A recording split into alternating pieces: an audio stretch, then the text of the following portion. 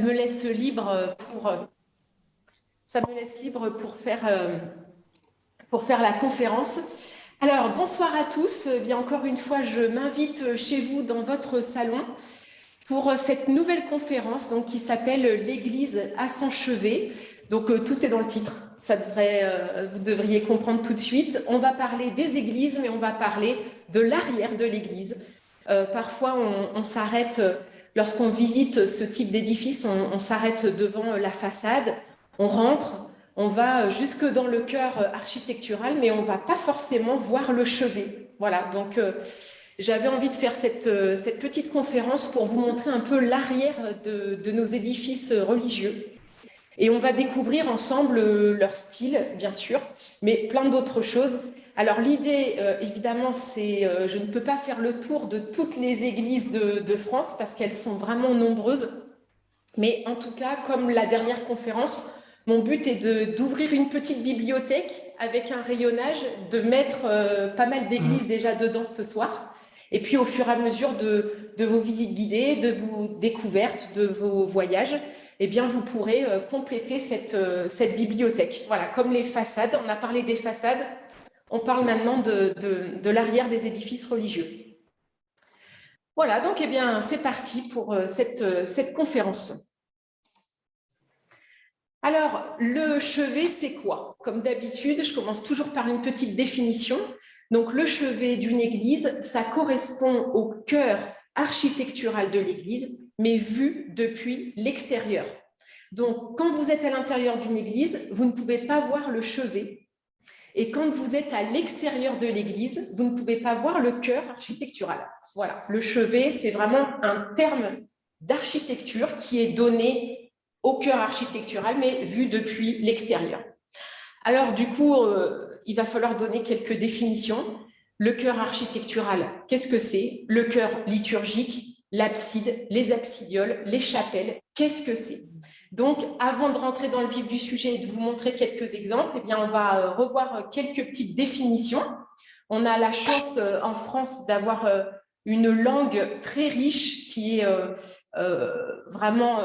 on a beaucoup de mots de vocabulaire pour nommer les choses. Et donc, c'est important pour nous, en tant que techniciens, quand on fait des visites guidées, eh bien, de donner les bons mots aux espaces architecturaux. Donc, voilà, on va essayer de faire ça au cours de cette conférence. Donc, au sommaire, quelques définitions importantes.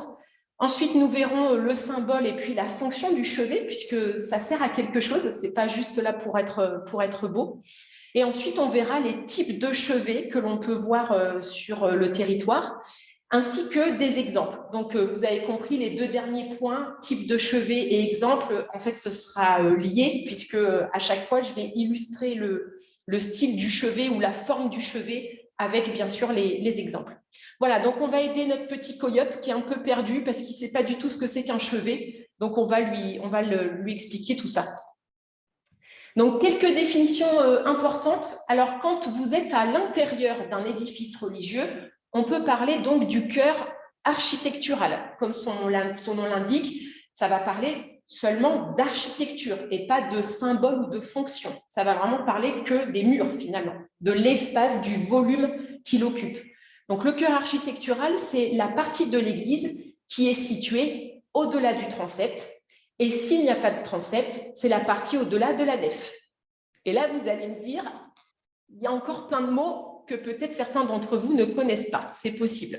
Donc, je prends mon petit stylet. Et donc, vous allez voir, alors, ce n'est pas le stylet, pardon, c'est le pointeur laser, excusez-moi. Alors, je vais vous montrer, donc tout le monde voit mon petit point rouge, c'est bon pour tout le monde? Donc, ici, vous avez le transept, hein, donc c'est la partie qui forme la croix latine, donc qui permet de faire une intersection entre la nef, donc qui est ici, c'est l'espace en fait où les fidèles vont s'asseoir pour assister aux offices. Les bras du transept, donc vous avez transept nord très souvent et sud très souvent, ça dépend si l'église est orientée, on en parlera tout à l'heure. Et donc le cœur architectural, eh bien c'est la partie qui est en fait après le transept. Donc c'est tout l'ensemble, qu'il y ait des chapelles rayonnantes, qu'il n'y ait pas de chapelle, des absides, des absidioles, un déambulatoire, une crypte, etc., peu importe, le cœur architectural, c'est toute l'architecture qu'il y a au-delà du transept ou de la nef. Ensuite, autre définition, on va parler du chœur liturgique. Et là, le chœur liturgique, on ne parle plus d'architecture, on parle d'un espace qui est sacré. C'est l'espace le plus important de l'église, le plus sacré. C'est là, en fait, où sont placés les clercs pour les chants. Le chœur, on le voit au niveau de l'orthographe, il y a un H parce que ça vient de chœur, choriste, chant, chanteur. Donc, c'est vraiment un espace, en général, qui est clos. C'est vrai, il y a tout un mur autour ou des grilles qui ont été installées après la contre-réforme. Mais en tout cas, ce chœur, cet espace, il est clôturé d'une manière symbolique, hein, parce que très souvent, les grilles sont quand même assez basses. Mais voilà, ça symbolise en fait cet espace sacré. Et il y a souvent quelques degrés, quelques marches pour y accéder. Ensuite, il y a le sanctuaire. À l'intérieur du chœur liturgique, vous avez une autre petite partie qui s'appelle le sanctuaire. Et c'est là où vont être situés le tabernacle. Donc, le tabernacle, c'est le petit coffret qui va accueillir l'hostie. C'est là où vont être stockées les hosties. Donc, l'hostie qui représente le corps du Christ. Et puis, vous avez aussi le retable qui arrivera bien plus tard. Mais le retable, c'est toute la mise en scène, hein, tout le décor que vous avez autour du tabernacle. Et vous avez aussi le maître-autel. Dans certaines églises ou cathédrales, le maître-autel peut être avancé à la croisée du transept. Ça arrive très souvent dans les cathédrales. On est vraiment au milieu de l'église et toute la lumière vient sur ce maître-autel. Et puis ensuite, la dernière définition dont je tenais à vous faire part, c'est le mot abside. Alors, le mot abside, ce n'est que quand le chœur architectural a une forme semi-circulaire. Donc, si vous avez un chevet plat, on ne peut pas parler d'abside. L'abside, c'est vraiment la forme semi-circulaire. Et après, abside, absidiole, c'est pour parler de petites absides. Voilà. Bien, maintenant que c'est clair, on va pouvoir passer aux formes de chevet. Alors, quand on est à l'extérieur, on parle donc de chevet. Et on va avoir, la première mention, ça va être le chevet plat. Le chevet plat, comme son nom l'indique, il est tout plat. Voilà, il n'est pas semi-circulaire, il est plat comme les bras du transept. Ensuite, on va avoir un chevet à abside. Le chevet abside, donc je l'ai dit tout à l'heure, c'est cette forme semi-circulaire. Et puis ensuite, on va avoir des chevets à abside avec des chapelles échelonnées ou dites chapelles aussi rayonnantes, orientées, pardon. Et ensuite, on a sur le dernier plan, vous avez le chevet à abside, toujours, avec des chapelles rayonnantes. Alors, la différence, vous voyez, ça se complique un petit peu, j'espère que vous suivez. Donc, l'apéro, c'est pour après. Hein. Si vous commencez à boire maintenant, vous n'allez rien comprendre. Hein. Donc, ici, pour ce premier plan, le chevet à chapelle échelonnée, c'est-à-dire que les chapelles qui sont ici sont orientées comme le chœur. En fait, elles sont a priori vers l'Orient. Bien sûr, si dès le départ, l'église est orientée. Donc, elles sont dans le même sens que le chœur, elles sont vraiment dans le même sens, et l'ouverture ne se fait pas sur la nef, mais elle se fait sur les bras du transept qui sont de chaque côté. Et puis, le chevet à abside à chapelle rayonnante, eh bien là, c'est différent. On va avoir des chapelles, donc on peut les appeler aussi les absidioles, puisqu'elles sont semi-circulaires. Ces chapelles, elles sont tournées vers le chœur. Et là, c'est très intéressant parce que si on fait une construction géométrique, on va voir que l'axe des chapelles rayonnantes vont se rencontrer. Hein, vraiment, si je trace l'axe ici et que je le trace vers le centre, eh bien, en fait, elles vont se rencontrer, ces axes vont se rencontrer au niveau du sanctuaire, au niveau du chœur liturgique. Et donc, effectivement, tout est calculé, ce n'est pas par hasard, hein, tout est symbolique, bien sûr. Alors, ce plan, il va arriver finalement assez tôt avec le culte des reliques, puisque quand on parle de chapelle rayonnante, on parle forcément d'un déambulatoire. Le déambulatoire, c'est le couloir circulaire qui va passer derrière le chœur liturgique. On va voir ensemble pourquoi. Alors, maintenant que les définitions sont placées, eh bien, on va pouvoir parler donc du deuxième chapitre qui est le symbole et la fonction du chevet. Alors, le chevet, il va y en avoir un quand même dès le départ. quand on est sous le règne de Constantin, au IVe siècle, on va abandonner un petit peu les temples païens et on va utiliser le plan basilical. Donc, le plan de la basilique, c'est une grande halle rectangulaire qui peut être même de forme carrée. Et l'idée, ça va être de changer l'entrée déjà dans l'édifice. Donc, au niveau des temples païens, on a souvent une porte d'entrée sur le plus long côté de l'édifice. Sous Constantin, sous le règne de Constantin, on va plutôt créer l'ouverture principale sur un petit côté. Et alors, pourquoi je vous parle de l'entrée? Eh bien, tout simplement parce que quand le fidèle va passer la porte, il va se retrouver dans ce grand plan rectangulaire de la basilique. Et tout au bout, donc il va falloir qu'il longe le long côté, et tout au bout, il va trouver l'abside. Donc, si on est de l'extérieur, donc ce sera le chevet. Il va trouver donc cette abside qui sera dès le départ presque semi-circulaire déjà. L'idée, c'est quand on rentre dans l'édifice, c'est d'avoir tous les points de fuite, toutes les perspectives qui vont amener vers ce point le plus sacré de l'Église, qui est donc l'abside. Et c'est à l'intérieur qu'on va y mettre la représentation du corps du Christ, donc l'hostie. Donc, on va déjà avoir ce petit tabernacle qui va renfermer le corps du Christ. Donc, l'idée, c'est vraiment d'amener le fidèle à aller jusqu'à l'espace sacré. Donc, c'est ce qui va se faire dès les premiers édifices religieux, et ça va perdurer jusqu'au 9e, 10e siècle. Après, on va avoir cette fonction un petit peu spécifique qui est le culte des reliques. Le culte des reliques, eh bien, c'est pour certains édifices, nouveaux édifices qui ne sont pas encore construits, on va construire un édifice sur l'emplacement présumé d'un tombeau, d'un saint ou d'un martyr. Et donc, on va ériger une architecture et on va créer en fait ce qu'on appelle une crypte. On va creuser dans le sol, faire comme un tombeau où le fidèle va pouvoir venir s'approcher au plus près, bien sûr, du saint ou du martyr, qui est à l'origine, a priori, de tant de miracles. Donc, l'Église, avec un grand E, va vouloir exposer en fait ces reliques. Et donc, l'Église va devenir, l'Église, cette fois-ci le bâtiment, donc avec un petit E, va devenir en fait un reliquaire monumental pour exposer. Voilà, donc l'idée, alors bien sûr, toutes les églises n'ont pas des reliques, hein, mais pour certaines, pour celles qui ont des reliques, l'idée, c'est d'attirer les fidèles et d'aller vers ces reliques. Et donc, l'architecture, je vous le disais, va se mettre au service des reliques qui seront exposées. Donc, on va faire de nombreuses cryptes. Donc, ça, c'est plutôt sous l'âge roman.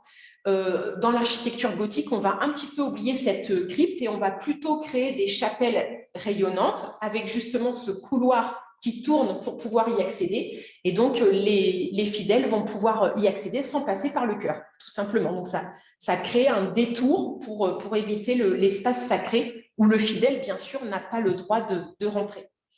Donc, voilà, je vous ai mis de nombreuses cryptes vont être construites au haut Moyen-Âge et donc vont transformer ce chevet en un reliquaire. Donc, vu de l'extérieur, vous êtes sur un reliquaire, mais qui est monumental puisque ça devient une architecture.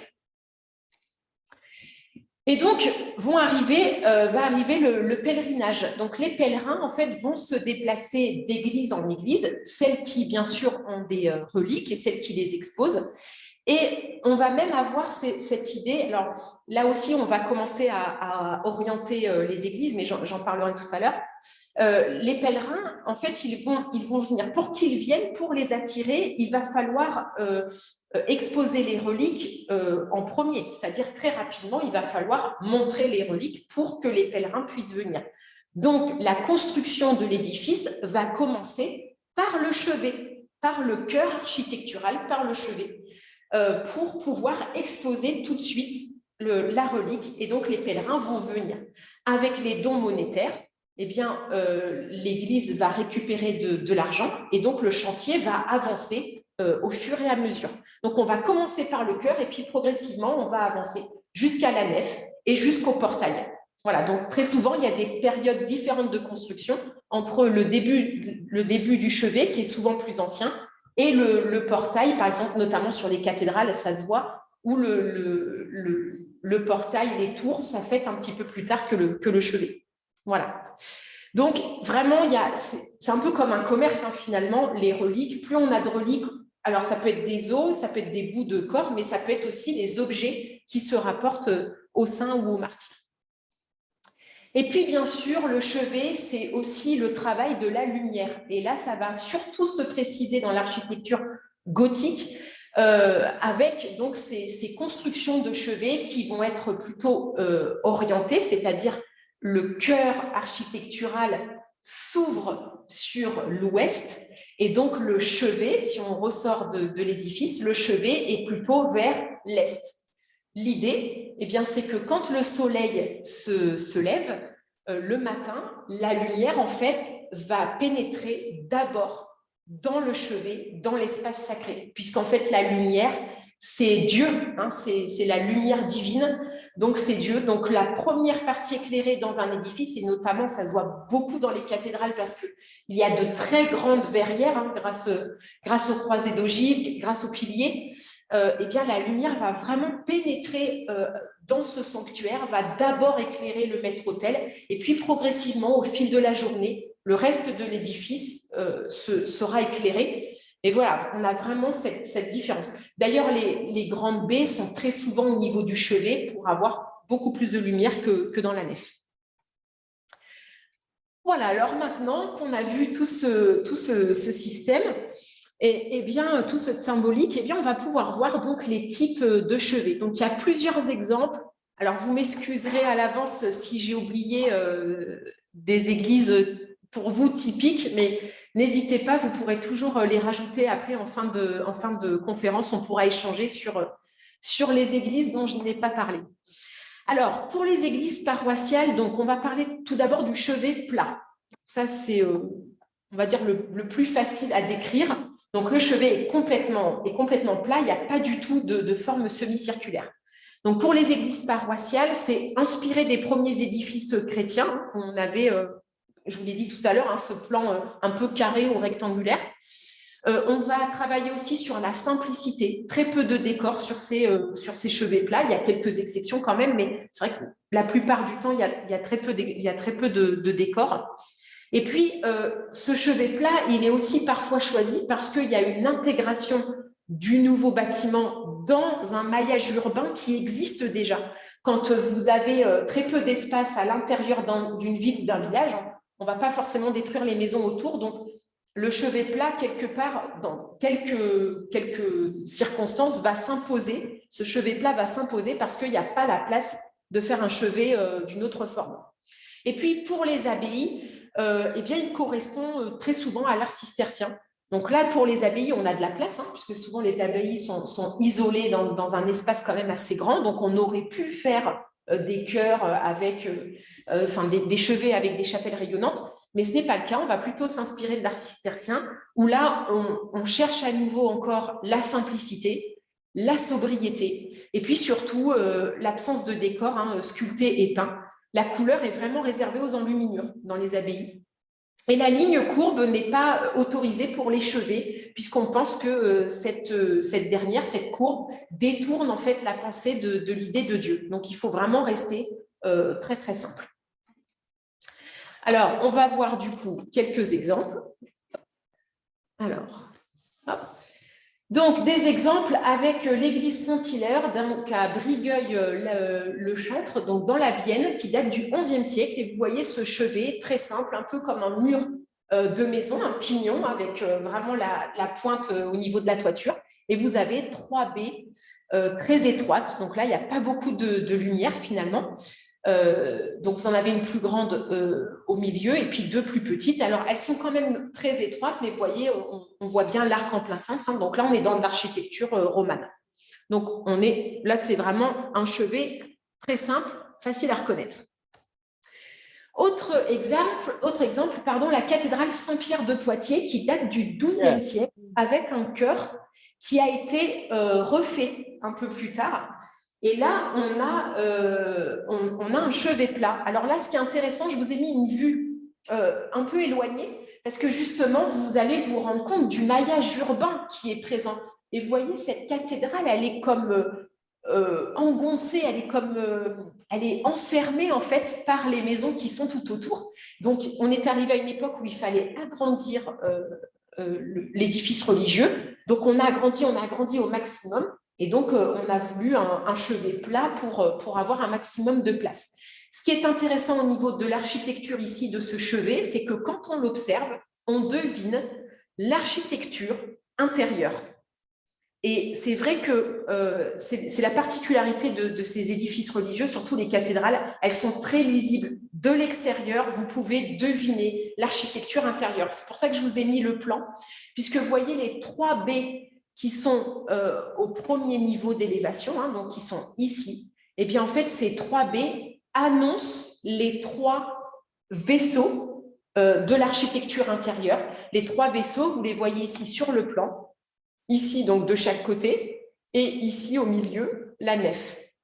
Alors, je parle de vaisseau parce qu'on a vraiment 3 nefs identiques. On n'est pas dans l'idée d'une nef centrale plus large et 2 collatéraux ou 2 bas-côtés.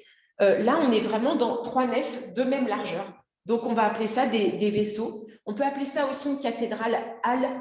Donc, on imagine comme une halle, hein, comme un marché, où on a vraiment 3 vaisseaux identiques. Donc là, sur cette architecture, sur l'architecture extérieure, on devine l'architecture intérieure. Et c'est ce qui se passe dans quasiment toutes les cathédrales, on va le voir par la suite. Autre chevet, alors là, c'est un exemple de l'île de Ré. Pour ceux qui n'habitent pas l'île de Ré, je sais qu'il y en a, on donne quand même toujours des exemples du territoire, c'est quand même le but. Donc, l'abbaye des Châteliers à la Flotte, qui est en ruine aujourd'hui, mais que vous pouvez admirer depuis la route, et vous pouvez bien sûr aller faire un petit tour à l'intérieur, c'est très sympa. Je vous ai mis le plan aussi à côté. Alors là, on voit très bien donc ce chevet qui est complètement plat, avec une grande baie au milieu. Vous voyez, on a les restes du remplage, donc du décor de cette grande baie. Donc là, on imagine toute cette lumière qui va arriver dès que le soleil se lève. Donc là aussi, chevet plat. Dans les angles, d'épais contreforts qui vont bien sûr tenir la voûte qui va être au-dessus. Et puis de chaque côté, on en parlera tout à l'heure, mais je vous le montre quand même sur le plan, vous avez déjà des chapelles qu'on appelle échelonnées, puisqu'elles sont dans le même sens que le chœur. Donc elles sont, vous voyez, elles sont orientées de la même manière. Donc vous en avez une, 2 de chaque côté. Voilà. Autre exemple, alors je vous ai mis cette abbaye, l'abbaye Saint-Étienne à Bassac en Charente, parce que vous voyez, c'est à peu près finalement la même architecture, je reviens en arrière, c'est la même architecture que l'abbaye des Châteliers. On a cette même grande baie qui va éclairer le sanctuaire. Donc voilà, on voit là, c'est pas en ruine, donc du coup on imagine un peu mieux. Donc on a toujours ce pignon complètement plat, les 2 contreforts très épais de chaque côté, et cette baie centrale. Là, on est au XIe et XIIIe siècle. Donc là, la baie, cette grande ouverture, clairement, elle est plutôt du XIIIe siècle, puisqu'au niveau du remplage, on est dans du gothique rayonnant, c'est-à-dire ce côté rayonnage comme une roue de vélo. Voilà, donc là, c'est assez typique de l'abbaye. Alors, vous voyez, pourtant, il y a de la place. On pourrait faire une autre forme au niveau du chevet, mais ce côté plat, ça fait référence, bien sûr, à l'art cistercien. Autre exemple, beaucoup plus récent, l'église Notre-Dame de Lourdes à Rive-Douplage, qui date donc du XXe siècle, dans les années 1960 exactement. Et là, c'est très intéressant au niveau de ce chevet. Alors, je ne vous ai pas montré le chevet, donc vu de l'extérieur, je vous montre le chœur architectural. Donc, du coup, on est à l'intérieur de l'église, mais simplement pour vous montrer ici au niveau de l'éclairage. On n'a pas du tout de baie vraiment dans le fond du chœur. En fait, l'éclairage vient ici sur le côté.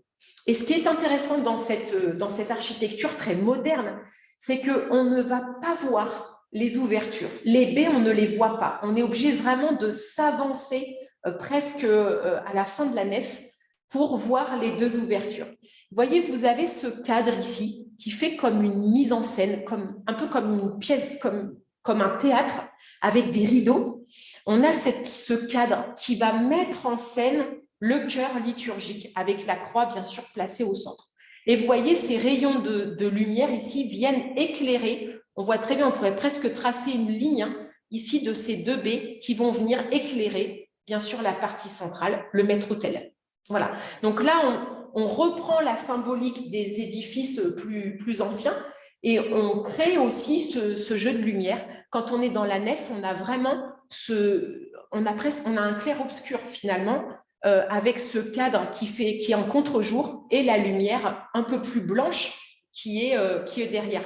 On a vraiment une lumière blanche ici parce que les vitraux ont une couleur blanche.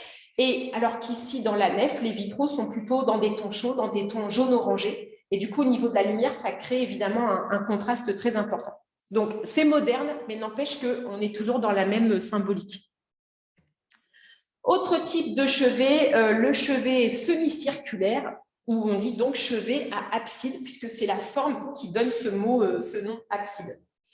Alors, le chevet à abside existe depuis l'époque romane, hein, bien sûr, et à cette époque, il n'y a qu'un niveau d'élévation. Donc, depuis le chevet, vous ne verrez qu'un niveau, qu'une hauteur de fenêtre. Il n'y a pas plusieurs niveaux de toiture. On est sur le même niveau pour tout. Et plus tard, cette abside semi-circulaire, eh bien, elle va se complexifier parce que les bâtisseurs vont ajouter le déambulatoire, les chapelles rayonnantes, etc. etc. Ça, j'en parlerai tout à l'heure hein, quand on verra des plans plus complexes. Donc, ce chevet, l'église Saint-Savinien de Melle au XIe siècle. Alors, vous verrez, à Melle, je vous invite à y aller, d'accord, déjà, parce qu'il y a un patrimoine très, très riche au niveau des églises. Et vous avez 3 églises à Melle. Les 3 chevets d'église, c'est un peu comme dans un livre d'histoire de l'art, parce que c'est vraiment les cas types que l'on peut trouver. Et du coup, pour expliquer l'histoire des arts, on peut prendre ces trois exemples, ils sont vraiment parfaits. Donc, Saint-Savinien, on a ce chœur, vous voyez, ce chevet, avec cette abside semi-circulaire. Il n'y a pas de chapelle échelonnée, il n'y a pas non plus de chapelle rayonnante. On a un chœur tout simple. Donc là, encore une fois, ça annonce l'architecture intérieure. À l'intérieur, on sait très bien qu'on n'aura pas de déambulatoire, on n'aura pas de chapelle, on aura juste un sanctuaire semi-circulaire. Donc, au niveau des ouvertures, hein, là, on est vraiment sur des baies toutes petites, arc en plein cintre. Il y a quand même pas mal de lumière à l'intérieur.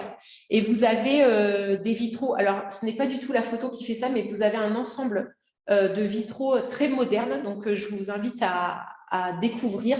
Il y a ces espèces de petits carrés en fait, de lumière qui laissent passer le décor, alors que tout le reste est en filigrane un peu miroir. Donc, c'est intéressant aussi au niveau de la lumière à l'intérieur.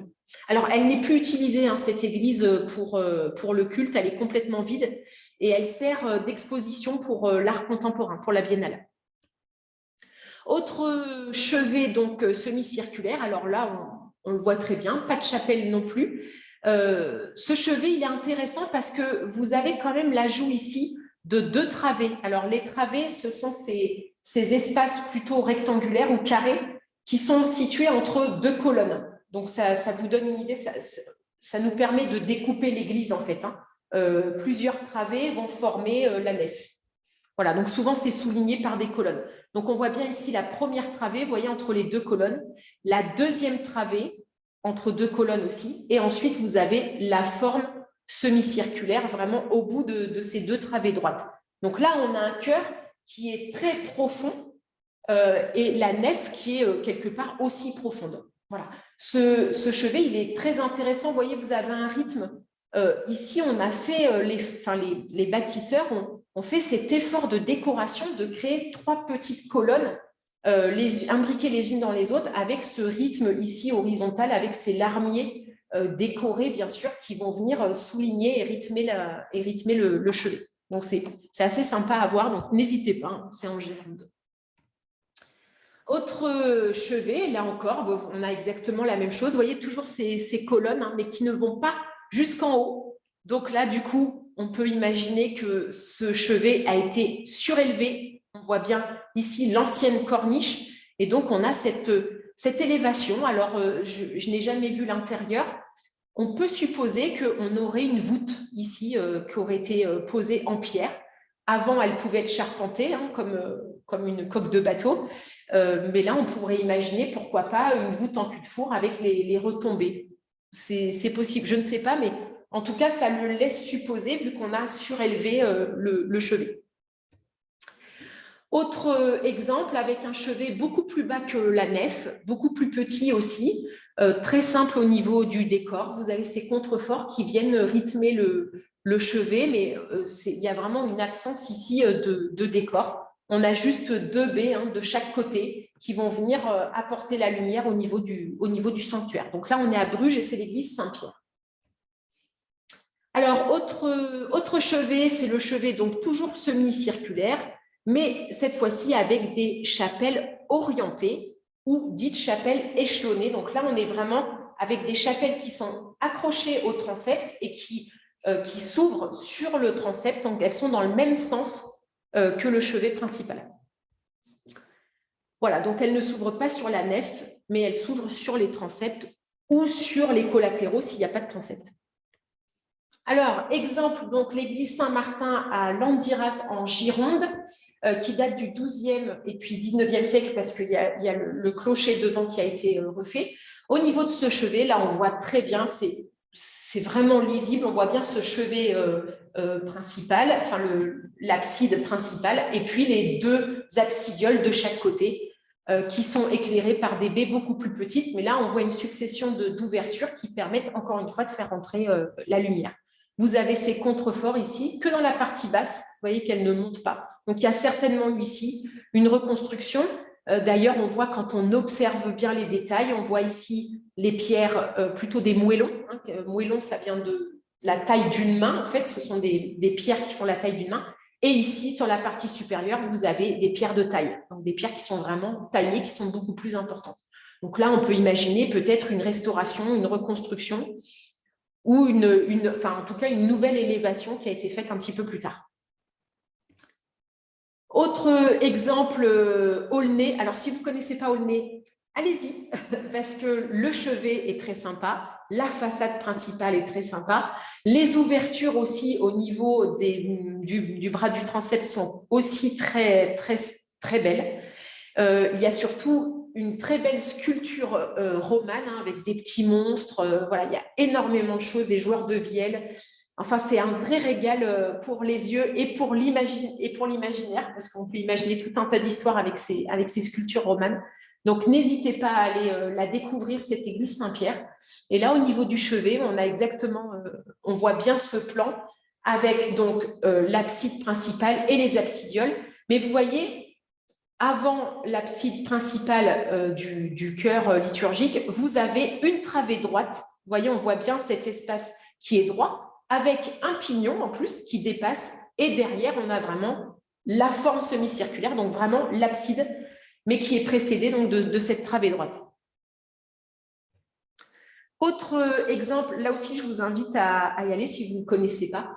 L'église Sainte-Radegonde à Talmont-sur-Gironde, donc qui date du XIIe siècle. Vous voyez, ces églises, elles se ressemblent finalement. Elles sont faites vraiment sur le même style, la même mode. Donc ici, on a quand même une succession d'arcades parfois aveugles et puis parfois ajourées avec une baie qui est flanquée de deux petites colonnettes. Et puis sur la partie supérieure, vous avez ce décor d'arcatures aveugles qui vont rythmer, qui vont donner cette espèce de rythme et qui demande au regard à suivre, à poursuivre sa lecture et puis à faire le tour du chevet. Donc là, pour le coup, ce chevet, il est vraiment mis en valeur, on le voit, parce que il est fait de telle sorte que là, ça nous invite à passer derrière cette église.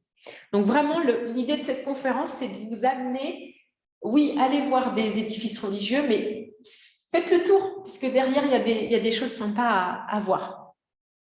Voilà, donc toujours cette chapelle échelonnée donc de chaque côté de l'abside principale.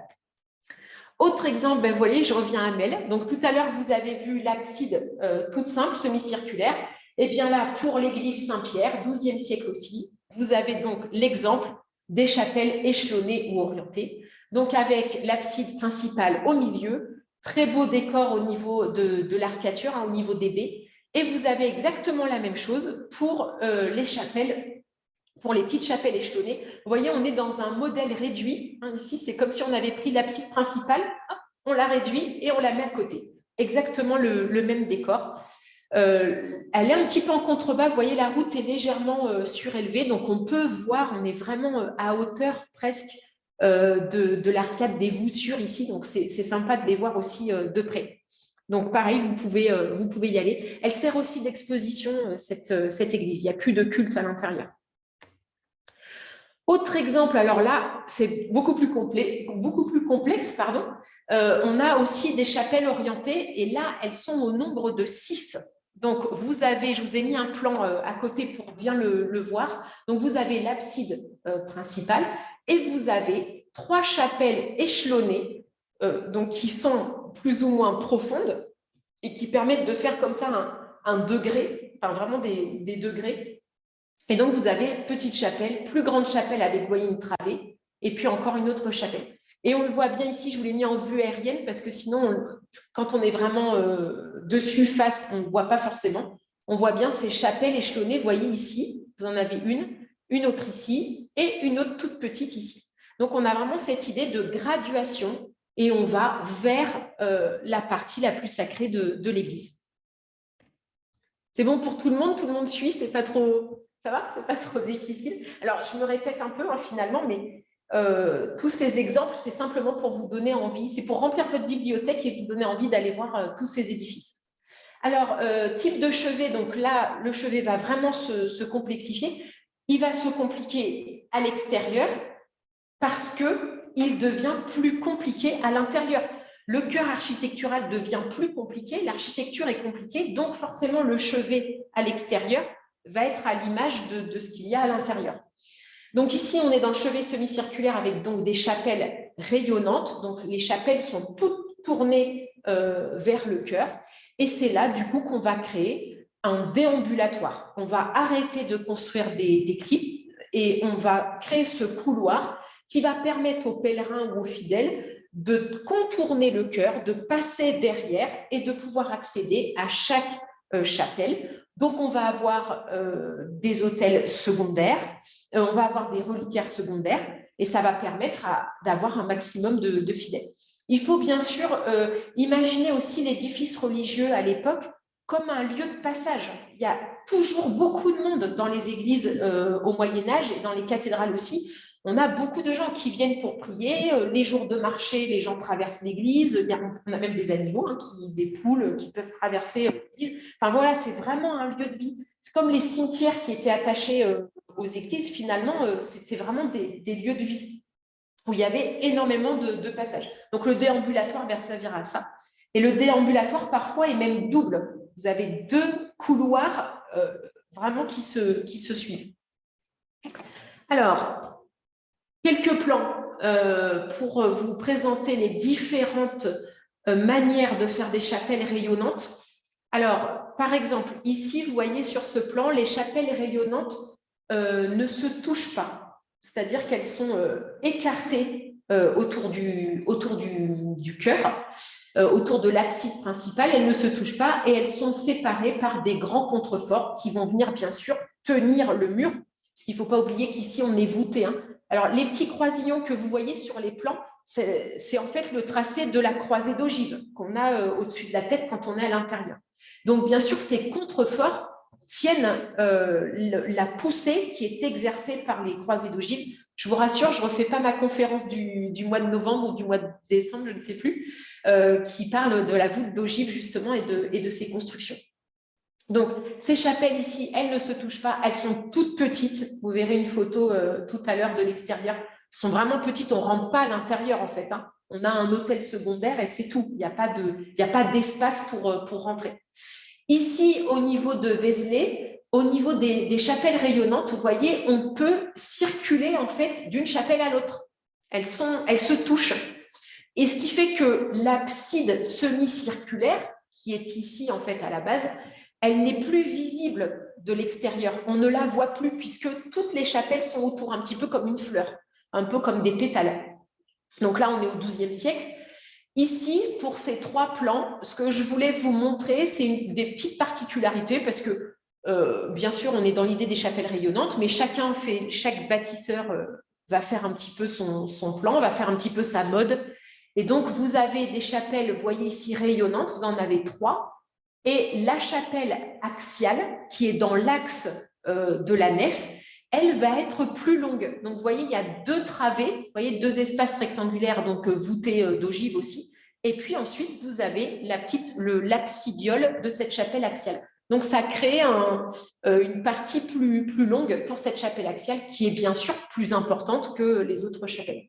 Ici, c'est le cas aussi. Alors là, on a même une différence de taille, parce que vous voyez, il y a deux petites chapelles, donc ici rayonnantes de chaque côté, puis des chapelles plus grandes, puis encore une chapelle qui fait la même taille que les autres, mais qui a une travée supplémentaire, c'est pour la chapelle axiale.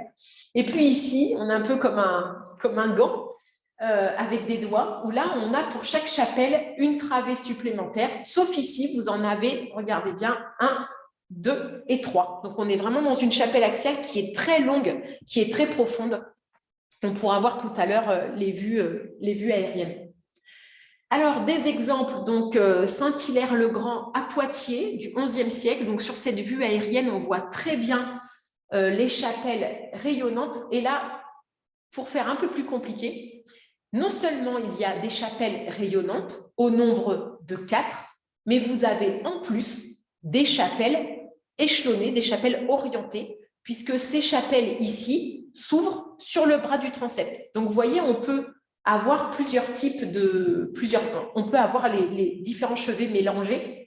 Donc ici, on voit bien ces deux petites chapelles qui s'ouvrent sur le bras du transept et on a bien les 4 chapelles qui ne se touchent pas. Donc, on voit encore l'abside principale ici, on la voit très bien entre chaque chapelle. Et donc, à hauteur d'homme, eh bien voilà ce que ça donne. Donc, la chapelle ici orientée sur le bras du transept et les 4 chapelles qui sont tout autour. Donc, vous voyez que chaque chapelle a des ouvertures, mais plus petites que sur l'abside principale.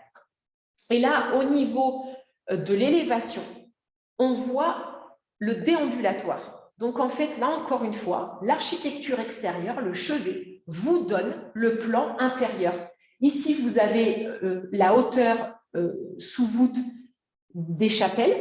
Là, vous avez la hauteur sous voûte du déambulatoire. Et là, vous avez la hauteur sous voûte du sanctuaire. Donc, on voit très bien les différents niveaux d'élévation. On le voit, donc on sait très bien depuis l'extérieur, on sait qu'il y a un déambulatoire. Et donc, on le voit ici, le déambulatoire, c'est ce couloir circulaire ici, autour du sanctuaire. Autre exemple, l'église Sainte-Radegonde à Poitiers. Alors, à Poitiers aussi, il y a une série d'exemples au niveau des chevets, on est quand même bien servi. Donc, l'église Sainte-Radegonde, là encore, je vous ai mis un plan. 3 chapelles rayonnantes qui ne se touchent pas. Et là, il n'y a pas de chapelle échelonnée, par contre, sur le bras du transept. On voit très bien ici les arcatures aveugles qui sont au premier niveau, les fenêtres hautes. Et là, vous voyez au niveau de l'élévation, le déambulatoire est là, en fait. La hauteur de sous-voûte est la même hauteur que les chapelles rayonnantes. Mais on voit quand même cette différence de toiture. Donc ici, c'est la chapelle, ici, c'est le déambulatoire, donc le couloir qui tourne autour. Et le chœur est plus haut pour pouvoir avoir des fenêtres hautes et avoir vraiment un puits de lumière sur le sanctuaire. Le dernier exemple de Melle, placé au patrimoine mondial de l'UNESCO, s'il vous plaît, qui était un lieu, un passage pour le pèlerinage pour aller à Saint-Jacques-de-Compostelle. Donc l'église Saint-Hilaire de Melle, qui là présente aussi un cas d'école. Là, on est vraiment, voilà, pour les étudiants en histoire de l'art, c'est un exemple parfait, avec donc ces 3 chapelles rayonnantes qui donnent sur le déambulatoire et 2 chapelles orientées qui donnent donc sur le transept. Donc, on le voit très bien sur le plan. On est sur du XIIe siècle ici. Au niveau de la hauteur des toitures, on voit très bien la hauteur sous voûte pour les chapelles qui sont donc plus basses. Le déambulatoire, on le voit très bien souligné ici avec une hausse, une toiture un petit peu plus haute. Et le chœur, encore plus haut. On a vraiment des degrés de toiture, ce qui rend vraiment le plan très lisible. Autre exemple de la basilique donc Sainte-Marie-Madeleine à Vézelay. Alors, pour ceux qui ont suivi la conférence de Stéphanie sur les portails romans, elle a parlé de cette basilique Sainte-Marie-Madeleine. Donc, elle a montré la façade principale. Ben, moi, je vous montre l'arrière du bâtiment, voilà, parce que le chevet est intéressant aussi. Donc là, on voit très bien les chapelles rayonnantes. Vous voyez, cette fois-ci, elles se touchent. Donc finalement, l'abside semi-circulaire n'est plus vraiment visible puisqu'elle est cachée par ces chapelles rayonnantes. Vous avez la hauteur ici avec les oculi, hein, donc ces ouvertures rondes qui montrent ici l'emplacement du déambulatoire. Et puis dans la partie la plus haute, avec les fenêtres hautes, vous avez donc le chœur liturgique. Donc on a quelque chose aussi, encore une fois de plus, un puits de lumière. Et puis au niveau des contreforts, vous avez des contreforts entre chaque chapelle rayonnante. Et vous avez les arcs-boutants. Vous voyez, on le voit très bien ici. Alors, arc-boutant petit, entre guillemets, parce qu'elle n'est pas très, très haute. Enfin, elle est quand même aussi, elle est quand même haute. C'est quand même très haut à Vézelay, mais c'est moins haut, bien sûr, que les cathédrales gothiques qu'on va voir après en Picardie. Alors, justement, la Picardie. Bon, vous avez remarqué, dans mes conférences, je parle beaucoup de Noyon, parce que j'ai été guide là-bas. C'est un cas d'école aussi très facile c'est un cas pour l'histoire de l'art, pour comprendre. Là, on voit très bien au niveau du chevet de la cathédrale de Noyon, qui est un des ensembles les plus complets d'Europe, parce que vous avez encore la chapelle de l'évêque, vous avez le palais de l'évêque, vous avez les maisons des chanoines qui donnent sur le parvis, vous avez la bibliothèque du chapitre, hein, c'est ce petit bâtiment-là qui renferme des incunables. Enfin, voilà, de très, très beaux livres. Bref, enfin, tout ça pour dire que la cathédrale en elle-même est très sympathique à visiter aussi. Et au niveau du chevet, on voit très bien ces chapelles donc, rayonnantes qui sont accrochées à l'abside principale. On voit l'étage du déambulatoire et on voit donc les fenêtres hautes au niveau du chœur liturgique. Donc, on a aussi cette différence de hauteur, cette différence de graduation. Donc là, il n'y a pas de chapelle orientée sur le bras du transept. Pourquoi? Parce que vous avez ce bâtiment ici qui est la salle du trésor. En fait, c'était un lieu de stockage. Et de l'autre côté, vous avez cette partie-là qui est en ruine, qui était en fait la chapelle privée de l'évêque. Et en fait, il pouvait communiquer de sa chapelle privée directement. Il y avait un escalier, en fait, et il pouvait directement accéder au chœur liturgique de la cathédrale. On le voit ici sur le plan, je vous l'ai laissé. Donc, cette partie qui est en ruine, hein, mais il faut l'imaginer plus longue et qui est raccrochée au bras du transept. Donc là, on est sur du XIIe siècle. On est à cheval entre le roman et le gothique. Donc, on a des parties qui sont romanes et des parties qui sont gothiques. Donc là, c'est très intéressant pour voir le passage justement d'un style à l'autre. Autre exemple, donc je vous ai montré le plan tout à l'heure, hein, ces fameuses petites absidioles où on ne peut pas pénétrer dedans. Finalement, c'est bien trop petit. Donc, vous voyez, ces petites absides, en fait, c'est juste ça. Donc, vous voyez, ça fait comme des petites tourelles où on pourrait abriter des statues. Mais là, par contre, vous avez beaucoup d'ouvertures sur ce premier niveau d'élévation. Hein, on a vraiment, tout est quasiment vitré. Les espaces remplis par les pierres sont quand même très minces. Et vous savez, ces grands contreforts entre chaque absidiole, avec bien sûr l'arc-boutant, hein, cet arc qui va venir s'accrocher sur les parties hautes. Et ça va bien sûr, le poids va redescendre dans le contrefort. Ça permet bien sûr de tenir l'ensemble. On voit ici l'espace du déambulatoire, vous voyez, avec un niveau encore d'ouverture. Donc là, on voit très bien le déambulatoire qui se dessine. Et puis, au-dessus, on a le sanctuaire avec donc les fenêtres hautes. Autre exemple ici, regardez ce chevet. Ça vaut quand même le coup de ne pas s'arrêter qu'à la façade principale. On a comme un espèce d'insecte, on a l'impression d'une espèce de grosse sauterelle qui se serait posée sur l'édifice.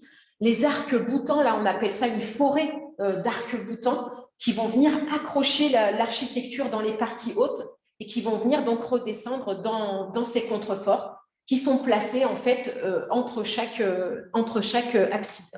absidiole. Et là, ce qui est intéressant, vous voyez, c'est les travées droites avant la partie semi-circulaire. Donc ici, la chapelle axiale, j'en ai parlé tout à l'heure, elle est beaucoup plus longue puisqu'elle a quand même 3 travées de plus. Et ici, elles ont une travée chacune de plus. Donc ça, vraiment, ça agrandit ce chœur. L'espace du chœur est très, très grand finalement par rapport au reste. Voilà, donc un très beau chevet là à découvrir. Autre exemple, la cathédrale Notre-Dame d'Amiens, donc qui date du XIIIe siècle. Vous avez à peu près la même architecture qu'avant, sauf que les baies sont beaucoup plus grandes, sont beaucoup plus hautes. Donc, on a beaucoup plus de lumière, évidemment. Donc, toujours cette forêt d'arc-boutant. Je vous ai mis une photographie là, in situ. Donc, on peut passer au pied. Je crois que mon mari y est allé, la chance. Mais il a pu marcher ici dans la forêt d'arc-boutant pour voir. On est vraiment dans une forêt, un peu comme des arbres. Et on a ces chapelles rayonnantes, vous voyez, avec ces grandes baies jumelées, coiffées d'un polylobe au-dessus. Donc là, on est vraiment dans l'architecture gothique rayonnante avec ces grandes lancettes qui amènent beaucoup de lumière. Et bien sûr, c'est l'occasion de faire de magnifiques vitraux colorés. Ça, c'est évident.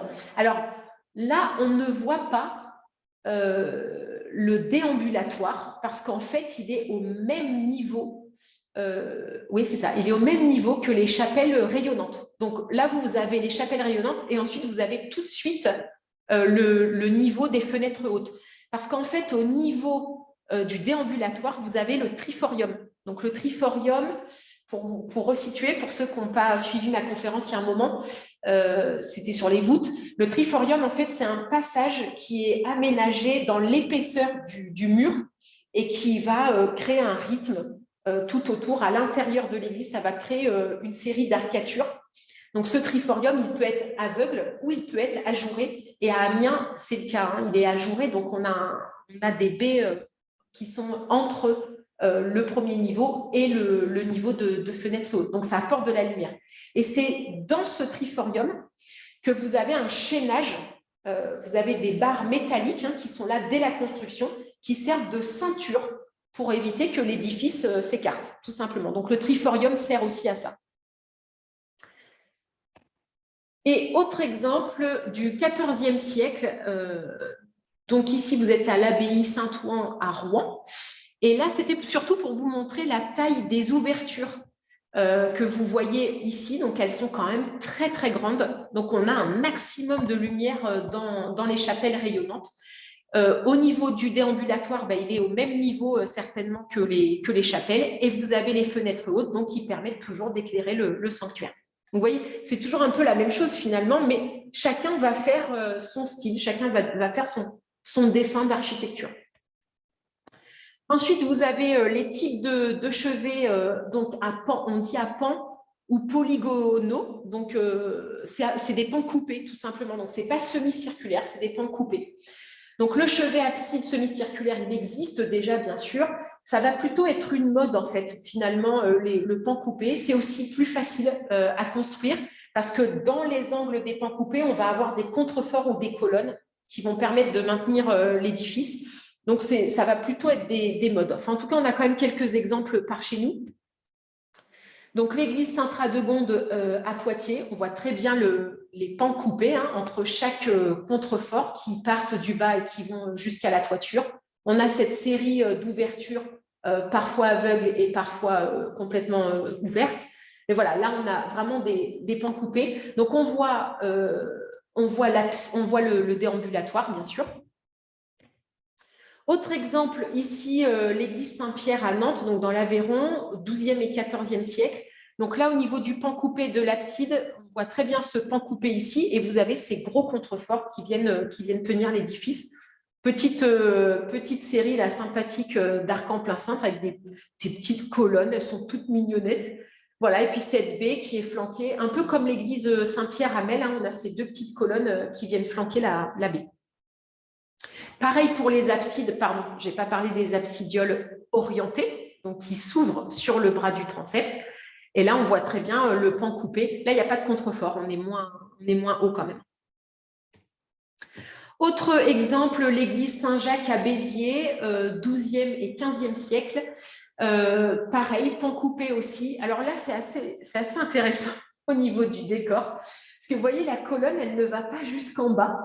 On aurait pu avoir une colonne jusqu'en bas qui donne de l'élan à l'architecture. On commence par des contreforts, quand même assez épais et rectangulaires. Et puis, À mi-chemin de la hauteur, on fait une base et on fait une belle colonne engagée. Donc engagée, c'est-à-dire qu'elle est collée au mur, avec un superbe chapiteau, avec des entrelacs, des feuillages, et puis une corniche ici décorée. Voilà. On serait presque, vu de loin, on serait presque dans de la Renaissance, mais ce n'est pas le cas. C'est bien roman. Voilà, petites ouvertures là. On n'est pas dans des grandes ouvertures. Il ne doit pas y avoir beaucoup de lumière à l'intérieur, je pense. Autre exemple, l'abbaye royale de Celles-sur-Belle. Je vous invite aussi à la découvrir. Elle est très intéressante. Alors, cette abbaye royale, on le voit, je vous ai mis 2 photos. C'est pas facile on ne peut pas trop prendre le chevet en photo finalement parce qu'il y a le grand bâtiment qui servait aux moines, qui est juste devant. Mais en tout cas, on voit ce chevet, vous voyez ici sur la photo de gauche, on voit ce chevet à pan coupé avec d'épais contreforts qui viennent tenir la maçonnerie. Et on le voit ici en vue aérienne. On a juste une rosace en fait et des baies ici plus basses pour éclairer le sanctuaire. Donc là, il n'y a pas de déambulatoire. Il n'y a pas de chapelle, non plus tout autour. On est vraiment dans un cœur liturgique très simple. Autre exemple, donc là on revient sur l'île de Ré avec donc l'église Notre-Dame de l'Assomption et l'église Notre-Dame de l'Annonciation. Donc la première à Sainte-Marie de Ré, donc qui est ici, Sainte-Marie, et l'autre à la Couarde. Et là aussi on a des chevets à pan coupé. Donc on voit très bien avec pareil, toujours ces contreforts qui vont venir tenir l'architecture. Autre exemple, le chevet fortifié. Alors, ce ne sont pas des chevets qui sont prévus au départ comme moyen défensif. L'Église n'est pas là pour défendre le village ou la population.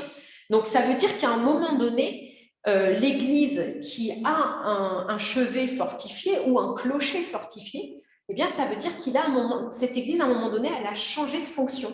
Elle n'était pas seulement un lieu de culte, elle était aussi un lieu de refuge. Et très souvent, quand on a des églises fortifiées, c'est parce qu'il n'y a pas de château. Il n'y a pas de château fort dans le village, ou en tout cas tout près. Et donc, l'idée, c'est de prendre un édifice assez grand pour pouvoir protéger tout le monde. Un édifice aussi qui est assez haut, qui va avoir une tour, ou qui va avoir des constructions assez hautes, pour pouvoir servir de tour de guet, pour pouvoir surveiller un petit peu les alentours. Donc, c'est vrai que s'il y a église fortifiée, en général, c'est qu'il n'y a pas eu de château. Bon, c'est le cas sur l'île de Ré. C'est pour ça qu'on a fortifié des clochers sur l'île. Je ne les montre pas dans cette catégorie parce que ce sont des clochers qui ont été, entre guillemets, fortifiés. Ce ne sont pas les chevets. Donc, c'est pour ça que je n'en parle pas. Voilà, donc c'est un lieu de culte, oui, mais à un moment donné, on a eu besoin d'en faire un lieu de protection, un lieu de défense. Alors, des exemples, eh bien, vous avez l'église Saint-Hippolyte à Loupian, donc en Occitanie, qui date du XIIe siècle. Vous voyez, on a presque un donjon là, en fait. On pourrait imaginer un donjon. On a même cette petite échauguette là, qui vient ici, donc l'échauguette à encorbellement. Alors, je dis échauguette parce que, du coup, c'est militaire. Quand on est sur un édifice public ou privé, on parle de tourelle. Tourelle à encorbellement. Si je parle d'échauguette, c'est parce que c'est militaire. Donc là, on a vraiment cette volonté militaire. Ici, regardez ce chevet. Là aussi, on a l'impression d'un donjon. Pas très haut, mais ça donne quand même l'idée d'un donjon. Avec cette plateforme, ici en haut, qui pouvait servir de lieu justement de vigilance, un peu de vigile pour vérifier les alentours. Et puis, on a cette petite échauguette là à plan carré qui est un petit peu plus haute. Là aussi, on doit pouvoir certainement marcher à la base de la toiture. Donc là, on a ces épais contreforts, on a quand même des ouvertures qui vont éclairer le sanctuaire. Mais là, on est vraiment, donc on est à pan coupé et en plus fortifié. Donc là, on est au XIVe siècle, c'est l'église Saint-Adrien. Autre exemple, donc vu depuis le cimetière, alors ce n'est pas du tout les restes d'un donjon, d'un château fort du XIVe siècle, pas du tout. Là, on est vraiment sur une église et c'est le chevet de l'église. Et là, vous voyez, il y a quasiment plus d'ouvertures. On a de toutes petites ouvertures placées ici. Donc, on peut imaginer un chevet plutôt sombre. Et on a cette grande élévation, on a ces grands murs avec les créneaux, les merlons et puis les petites meurtrières pour pouvoir tirer si besoin. Voilà, donc là, on est On est un mélange de moellons et de pierres de taille pour l'échénage d'angle. Autre exemple, oui, on ne pouvait pas parler des églises fortifiées sans parler de la Thiérache. Donc, c'est un peu loin, c'est dans l'Aisne, mais pareil, je vous invite à y faire un petit tour. Les architectures religieuses là-bas sont assez extraordinaires. Déjà, elles sont construites en briques. Et vous avez donc ces églises qui sont vraiment fortifiées comme des châteaux, comme des châtelets, avec des tours, des toits en poivrière, en ardoise. Et voyez, regardez ce chevet, par exemple, ici, à Flavigny-le-Grand, où on a 2 tourelles qui viennent encadrer, en fait, ce chevet. Alors, très souvent, ce sont quand même les portails d'entrée, les clochers qui sont fortifiés, mais tout le tour est quand même fortifié. On peut quand même vérifier un peu les alentours. Vous voyez ici, au niveau de ce chevet, alors là, il n'y a plus du tout il n'y a pas d'ouverture, hein, finalement, puisque le but, c'est de se protéger, c'est de se défendre. Donc, comme dans les châteaux forts, on réduit le nombre d'ouvertures. Voilà, donc là, on est au XIIIe siècle. À Thiérache, dans chaque village, vous avez une église fortifiée. Et puis, autre exemple plus connu, la cathédrale Sainte-Cécile à Albi, qui date du XIIIe siècle. Ce chevet, donc là, vous n'avez pas de bras du transept. Et ce chevet, donc semi-circulaire, avec ces grands contreforts circulaires aussi, ces grandes baies qui viennent donner de la lumière. Et on a cette espèce de tour là qui vient protéger, on peut voir un petit peu de loin. Donc c'est assez impressionnant hein, quand on est au pied de la cathédrale d'Albi, c'est assez imposant comme architecture. Et puis pour finir, je suis très très longue, excusez-moi, et je suis fatiguée aussi, vous avez remarqué que je bafouille, je marque mes mots, vous m'excuserez. Je suis désolée, je vais aller dormir après. Un type de chevet, je vais parler des chevets un peu atypiques. Il faut en parler aussi parce que en fait, ce sont des chevets qui sont en fait pour la plupart encastrés. Ils sont effacés. Ils sont biscornus, ils sont coincés dans le maillage urbain. Parfois, ils sont aveugles aussi parce qu'il n'y a pas la possibilité de faire des ouvertures.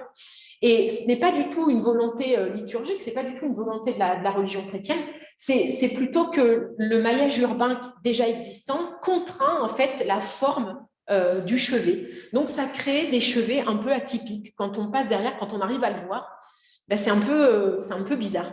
Alors, je vous ai mis l'église Sainte-Catherine à La Flotte, qui a été construite au XVe siècle. Et là, je ne peux pas vous montrer le chevet vu à hauteur d'homme, parce qu'en fait, on ne le voit pas. Vous voyez, sur cette vue aérienne, on voit très bien le chevet qui est ici. Hein, c'est un chevet plat.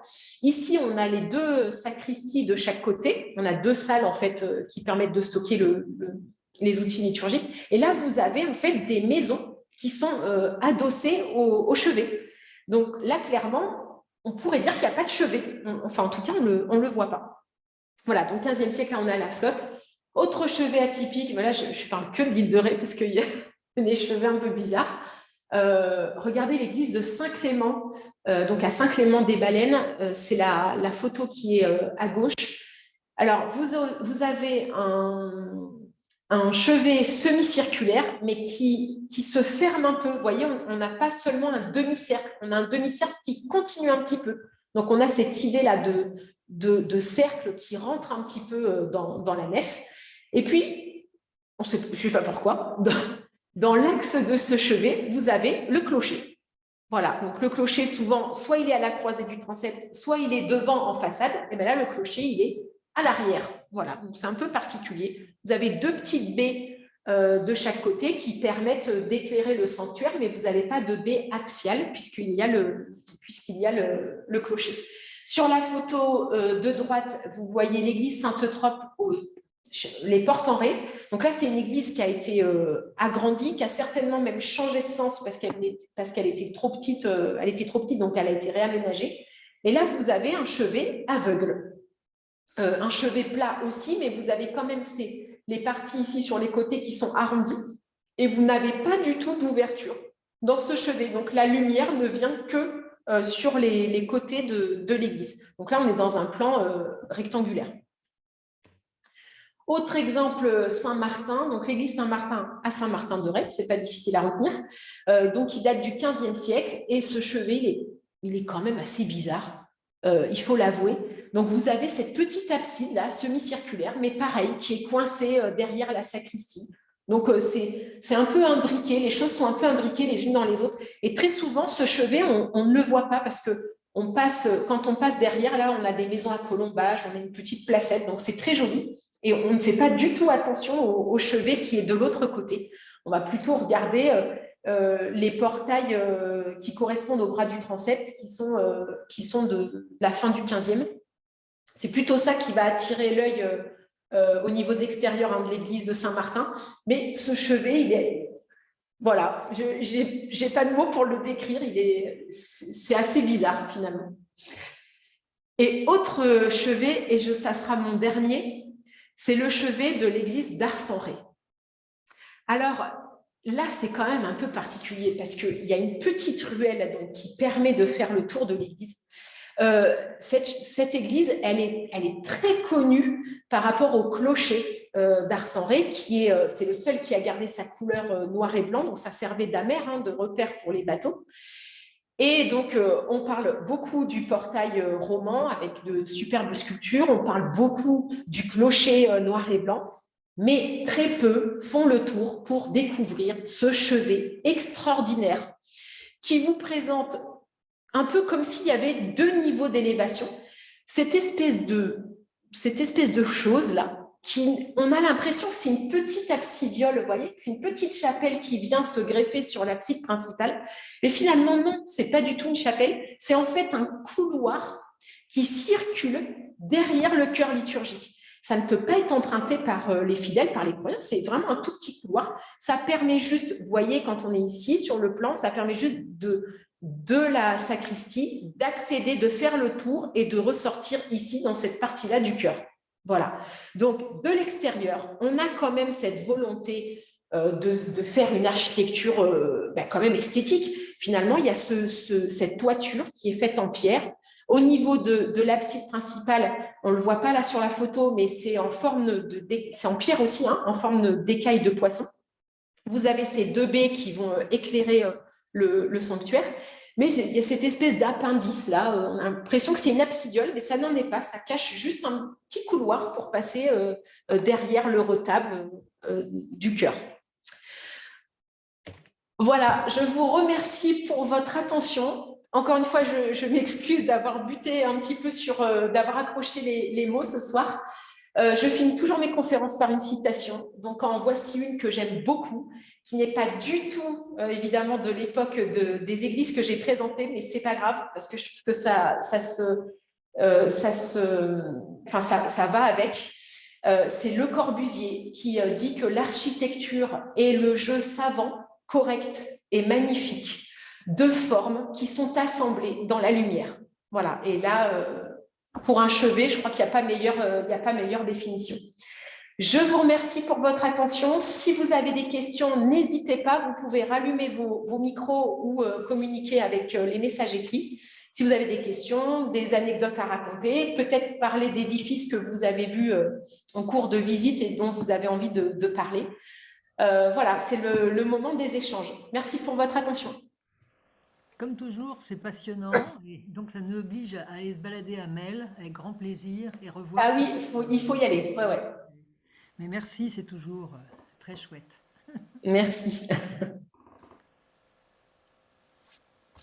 Merci infiniment. Très intéressant. Merci.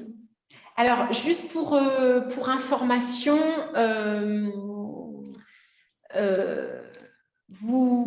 le mois prochain, il n'y aura pas de conférence puisqu'il y a une conférence en direct qui sera faite vraiment en direct. Elle ne sera pas faite en visio, qui est faite par Stéphanie Lelay dans le cadre du mois de l'environnement. Donc, pour le mois d'avril, il n'y a pas de conférence, mais par contre, on se retrouve au mois de mai. Vous aurez à nouveau le mailing le mois de mai avec moi. Donc, et c'est sur, je ne sais plus, Stéphanie, si tu La fortification.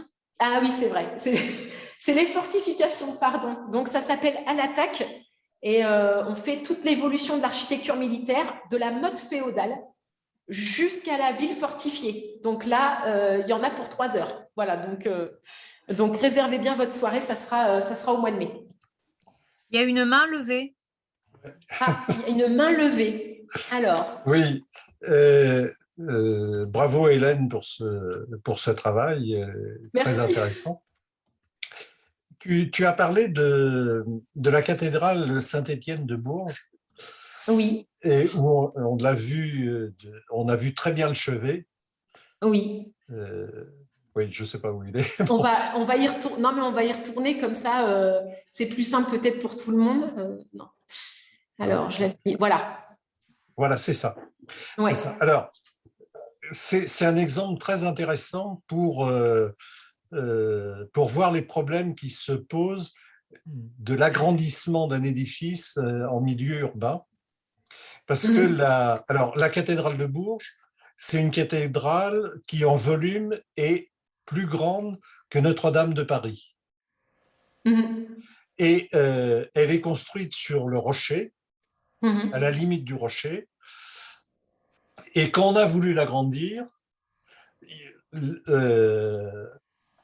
si on voulait l'agrandir par l'avant, on était obligé de raser un certain nombre de maisons.